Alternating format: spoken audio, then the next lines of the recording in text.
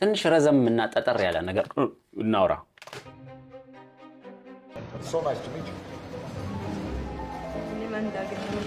ዛሬ 10 ዓመት በፊት አዲስ አበባን የረገጡት የዓለማችን ቁንጮ ፖለቲከኛ ባራክ ሁሴን ኦባማ ነበሩ። ዛሬስ ናይሾው ስፒዲ ዲዲጄ እና ዲላን ፔጅ ናቸው።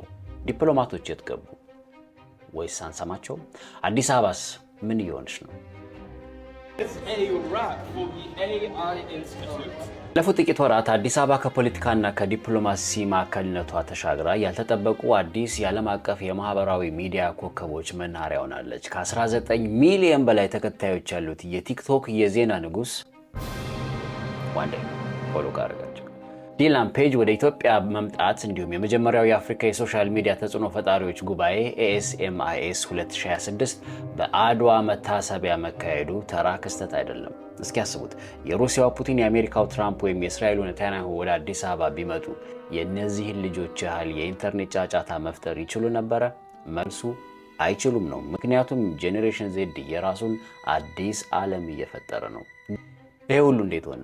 የዲላን ፔጅ ወደ ኢትዮጵያ መምጣት በስተጀርባ ትልቁ ሚስጥር አለ። እርሱም የኢትዮጵያውያን የተደራጀ የሳይበር ዘመቻ ኮኦርዲኔትድ ታጊንግ ነው። በአዶናይ በተመራው የሀገር ውስጥ ፈጣሪዎች ጥሪ በሺዎች የሚቆጠሩ ወጣቶች የዲላንን አካውንት በማጥለቅለቅ አልጎሪዝሙን አንቀጥቅጠው አስገድደውታል። ይህ የሚያሳየው አንድ ነገር ነው። የመንጋ ኃይልን ወይም የኢንተርኔት ሰራዊትን ወደ ቀና ማህበራዊና ኢኮኖሚያዊ ችግሮች መፍቻነት ማዞር እንደሚቻል ነው። ከቀናት በፊት አንድ ቪዲዮ ላይ ለምን የሸማቾች ማህበር አናቋቁም ያለችኝ ልጅ አለችና ሪፕላይ ባረግም ሪፕላይ አታረግም። ለዘመናት የምዕራባውያን ሚዲያዎች ኢትዮጵያ ከረሃብና ከጦርነት ውጭ አያሳዩም ነበር። ይህ የተዛባ ትርክት ሀገሪቱን በየዓመቱ እስከ 4.2 ቢሊዮን ዶላር የሚያደርስ የኢንቨስትመንትና የቱሪዝም ገቢ ያሳጣታል ተብሏል። ባለፈው በተካሄደው ጉባኤው ግን እነዚህ የምዕራባውያን ሚዲያዎች ቤዝ አላቸው። ችግሩ እዚህ ላይ ነው። አብዛኛዎቹ እነዚህ ቲክቶከሮች የሚመጡት ለውበቱ ብቻ ነው። ለደመቁ ገበያዎች፣ ለፈገጉ ፊቶች፣ ለአስደናቂዎቹ የመልክዓ ምድር እይታዎች ብቻ። ሌላውን የሀገሪቱን እውነተኛ ፈተና ትተው ይሄዳሉ። የምናገኘው የተመረጡ ማራኪ ትዕይንቶችን ሃይላይት ሪልስ ብቻ ይሆናል፣ እይታን ለማግኘት እንጂ እውነቱን ለመናገር ያልተቀረጸ የተመረጠ የተጣራና ወደ ዶላር የሚቀየር የኢትዮጵያ ገጽታ።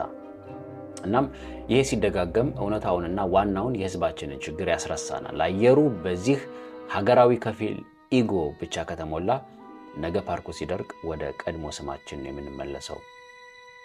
በየኢንተርኔቱ የሀገሬን ስም መስማት ልቤን ያሞቀዋል። ቱ ቢ ኦነስት በተለይ ስደት ላይ ላለ ሰው የሀገሩ ስም ኩራትም ክብርም ነው። በየቦታው የምጠየቀው ማንነቴ ስለሆነ። ነገር ግን